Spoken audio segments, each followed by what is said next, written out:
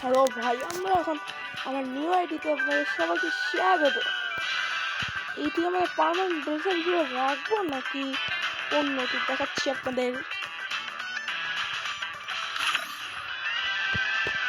থামুন, আপনাদেরকে আমি দেখাচ্ছি আমার আইটি পার্মানেন্ট ব্রেসার। আপনি যেটা বেশি লাইক এবং আসবে সেটাকে আমরা রাখবো আমাদের এই ইয়াতে। থামুন, থামুন, এইটি আর এইটা।